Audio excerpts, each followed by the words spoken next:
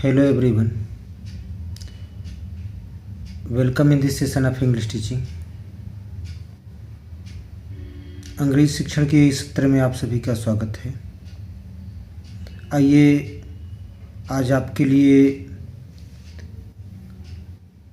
NCERT class 9th जो beehive का 4th chapter है, अ ट्रूली ब्यूटीफुल माइंड, इसके क्वेश्चन आंसर को पढ़ने जा रहे हैं। अगर आपने इस चैप्टर को पढ़ा नहीं तो डिस्क्रिप्शन बॉक्स में लिंक पड़ा है, जाकर पढ़ लीजिए। इसकी मैचिंग वर्ड को नहीं देखा है तो बुक भी डिस्क्रिप्शन बॉक्स में लिंक पड़ा है, उसको सुन लीजिए और इस क्वेश्चन आंसर को अपने नोटबुक में नोट कर लीजिए। आइए देखें, a truly beautiful mind, questions and their answer, प्रश्न और उनके उत्तर। Here are some headings for paragraphs in the text.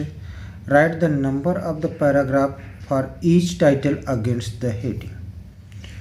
तो पाठ में अनुच्छेदों के लिए यहाँ कुछ शीर्षक हैं। अनुच्छेद की संख्या प्रत्येक शीर्षक के हेडिंग के सामने लिखिए। Answer, the paragraph for the heading is.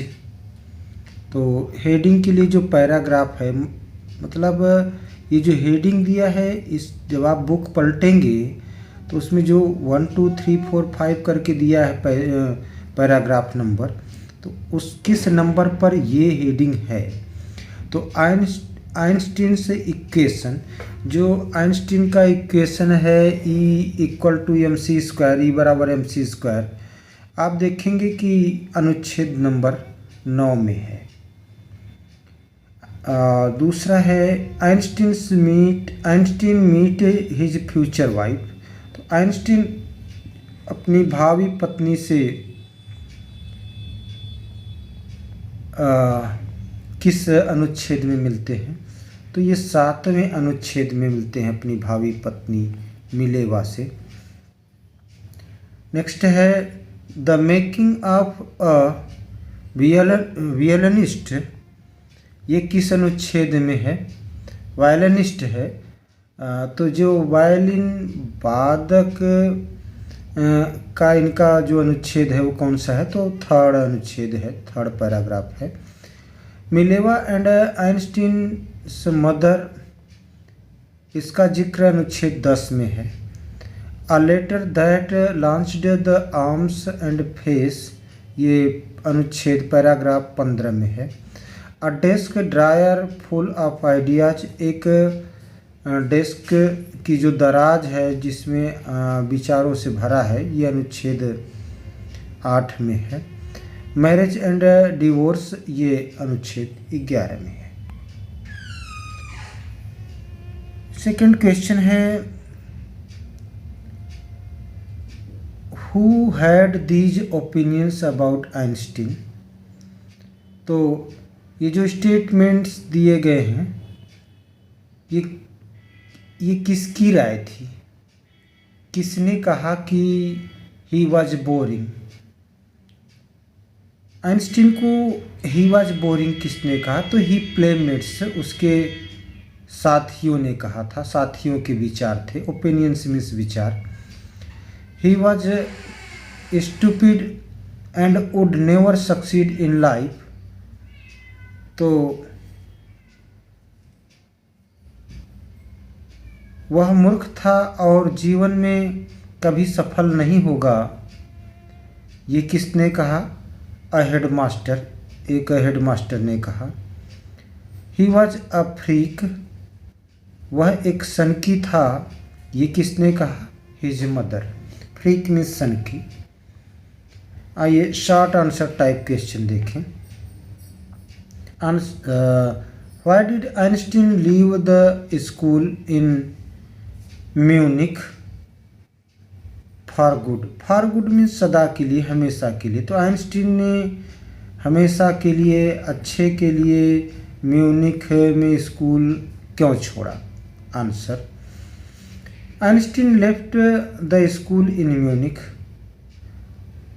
तो म्यूनिख में आइंस्टीन ने स्कूल छोड़ दिया बिकॉज क्योंकि he did not like the discipline of the school, क्योंकि उनको स्कूल का अनुशासन पसंद नहीं था।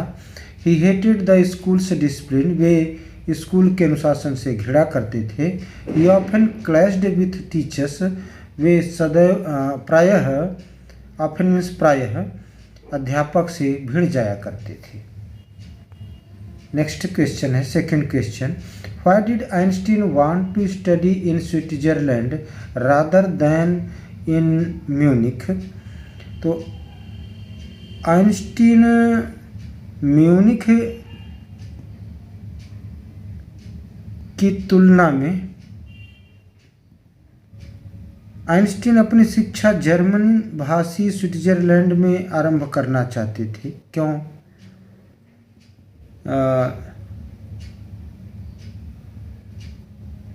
Answer, Albert's parents moved to Milan. Albert Einstein के माता पिता मिलान चले गए। मिलान एक स्थान है। They left their son with relatives, तो उन्होंने अपने पुत्र को रिश्तेदारों के यहाँ रख दिया, छोड़ दिया। आफ्टर लॉन्ग डिस्कशन, काफ़ी लंबे डिस्कशन के बाद, मंथन के बाद, Einstein got his wish to continue his education in German speaking Switzerland. तो आइंस्टीन को जर्मन स्पीकिंग स्विट्जरलैंड में पढ़ने का मौका मिला, उनको अपनी इच्छा पूर्ति करने का मौका मिला।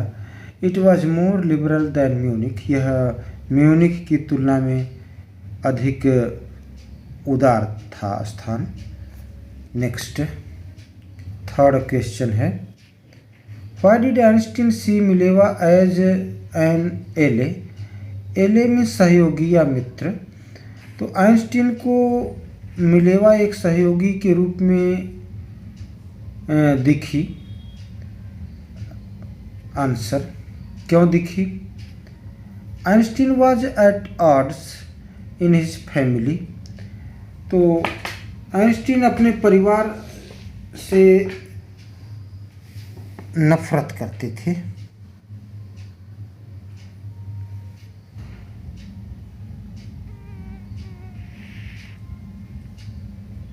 ही found Mileva as a cleverer creature, उन्होंने मिलेवा को एक चतुर प्राणी के रूप में पाया।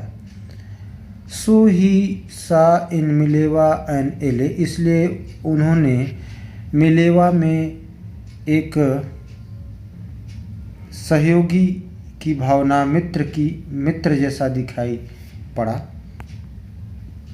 फोर्थ क्वेश्चन है, what do these tell you about Einstein. तो ये आपको आइंस्टीन के विषय में क्या बताते हैं?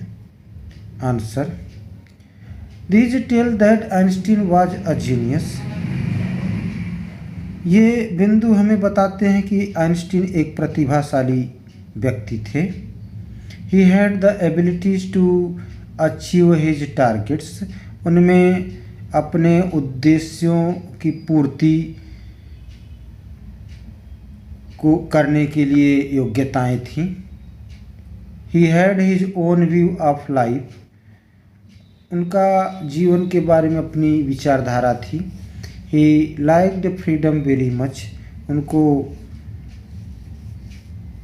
स्वतंत्रता बहुत प्यारी थी। नेक्स्ट क्वेश्चन नंबर 5 है, what did Einstein call his desk dryer at the patent office, why. तो आइंस्टीन ने अपनी डेस्क की दराज को पेटेंट कार्यालय में क्या कहा, क्यों कहा? व्हाई, क्यों कहा? Answer, Einstein called his desk dryer at the patent office the bureau of theoretical physics. तो आइंस्टीन ने अपने डेस्क की दराज को ब्यूरो ऑफ थियोरेटिकल फिजिक्स कहा। He was developing his own ideas in secret, तो वे अपने विचारों को विकसित कर रहे थे छुप कर। He was developing his own ideas, अपने विचारों का विकास कर रहे थे इन सीक्रेट, रहस्यमय ढंग से, चुपके से। His dryer had all the evidence which could reveal the secret, तो उनके दराज में सारे सबूत थे जो इस रहस्य को खोल सकते थे, दिखा सकते थे। इसलिए उन्होंने पेटेंट कार्यालय, ये अपनी डेस्क की दराज को पेटेंट कार्यालय में कहा। क्वेश्चन 6 है, why did Einstein write a letter to Franklin Roosevelt, तो आइंस्टीन ने फ्रैंकलिन रूजवेल्ट को पत्र क्यों लिखा?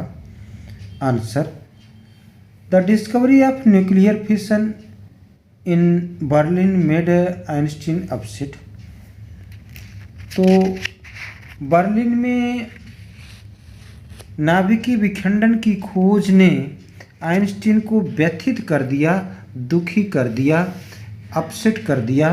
ही वॉज इन फियर, वे भयभीत थे, that the Nazis could develop atomic bomb, कि नाजी लोग आटम बम बना सकते हैं। It could destroy the whole world, यह पूरी दुनिया को नष्ट कर सकता है। So he warned Franklin D Roosevelt in his letter, इसलिए उन्होंने राष्ट्रपति फ्रैंक डी रूजवेल्ट को अपने पत्र में लिखा, चेतावनी दिया, वार्निंग दिया। Next, how did Einstein react to the bombing of Hiroshima and Nagasaki, Hiroshima तथा नागासाकी में परमाणु बम के प्रति उन्होंने कैसी प्रतिक्रिया दी? जो बमबारी हुई उस पर आइंस्टीन ने कैसी प्रतिक्रिया दी? Answer, the atomic bomb devastated the Japanese cities of Hiroshima and Nagasaki, तो ये एटॉमिक बम ने तहस कर दिया जापान की शहर हिरोशिमा और नागासाकी को, तहस नहस कर दिया। डिवास्टेटेड मीन्स तहस नहस कर दिया। He was deeply shaken by the extent of the destruction, तो उन्हें बहुत गहरा चोट पहुंची, धक्का लगा, बहुत हिल गए इस विनाश से। So he wrote a public missive to the United Nations, इसलिए उन्होंने संयुक्त राष्ट्र को एक पब्लिक मिसिव के लिए, वैश्विक सरकार बनाने के लिए लिखा। आज के सेशन का ये लास्ट क्वेश्चन है, why does the world remember Einstein as a world citizen, तो संसार आइंस्टीन को विश्व नागरिक के रूप में क्यों याद करता है? सिटीजन मीन्स नागरिक। Answer, the world remembers Einstein as a world citizen, तो दुनिया विश्व आइंस्टीन को एक विश्व नागरिक के रूप में याद करता है। Because he believed in universal peace, क्योंकि वे सार्वभौमिक शांति में विश्वास करते थे। He was against the atomic bomb, way atomic bomb के खिलाफ थे, विरुद्ध थे। इट कुड डिस्ट्रॉय ह्यूमैनिटी, इससे मानवता को यह नष्ट कर सकती थी, ये कर सकता था bomb. He was worried about the developing of bomb, तो बम के विकास से वे दुखी थे, व्यथित थे। He was really a world citizen, वास्तव में वे एक विश्व नागरिक थे। प्रिय छात्रों, उम्मीद करता हूँ कि ये क्वेश्चन आंसर आपके लिए हेल्पफुल होंगे। बस आग्रह है कि आप इसे अपने नोटबुक में नोट कर लें और एक दो बार सुन लेंगे तो लिख सकेंगे। Thanks for watching me.